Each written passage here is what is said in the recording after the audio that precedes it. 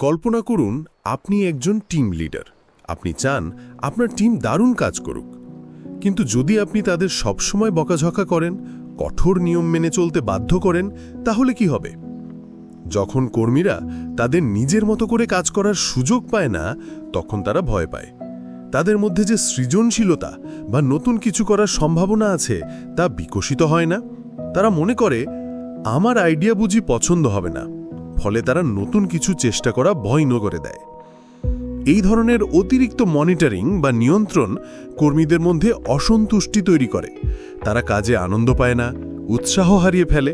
আর এটা কিন্তু শুধু তাদের জন্যই ক্ষতি নয়, পুরো প্রতিষ্ঠানের জন্যই ক্ষতিকর। এখন ভাবুন, যদি আপনি তাদের স্বাধীনতা দেন, তাদের আইডিয়াকে স্বাগত জানান, তাহলে তারা নিজেদের সম্ভাবনা প্রকাশ করতে পারবে। তাদের সৃজনশীলতা ফুটে উঠবে এবং আপনি পাবেন অভিনব উদ্ভাবনী সমাধান। এটা টিমের মনোবল বাড়ায় এবং প্রতিষ্ঠানের সাফল্যের পথ তৈরি করে। কাজের স্বাধীনতা মানে দায়িত্বহীনতা নয়। স্বাধীনতা দিলে ভুল করার সুযোগ পাবে, ভুল করা শিখবে, আইডিয়া দেবে, আত্মবিশ্বাস পাবে। এটা একটা ব্যালেন্স। খুব বেশি নিয়ন্ত্রণ করলে সৃজনশীলতা নষ্ট হয়। আমরা চাই আমাদের টিম নিজেদের মতো করে কাজ করুক এবং তাদের সম্ভাবনাকে কাজে লাগাক।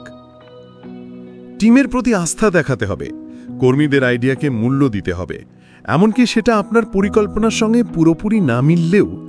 তাদের ভুল করার সুযোগ দিন, কারণ ভুল থেকেই শেখা যায়। একটি স্বাধীন ও উৎসাহী টিম আপনার প্রতিষ্ঠানকে নতুন উচ্চতায় নিয়ে যেতে পারে। তাদের সৃজনশীলতা বিকাশের জন্য স্বাধীনতা ও সমর্থন দরকার। তাদের উপর ভরসা করুন, তাদের নিজেদের মতো করে কাজ করতে দিন। আপনার টিমের সম্ভাবনা আপনাকে অবাক করে দেবে। আসুন একসঙ্গে আরও ভালো কর্মপরিবেশ গড়ে তুলি। ধন্যবাদ।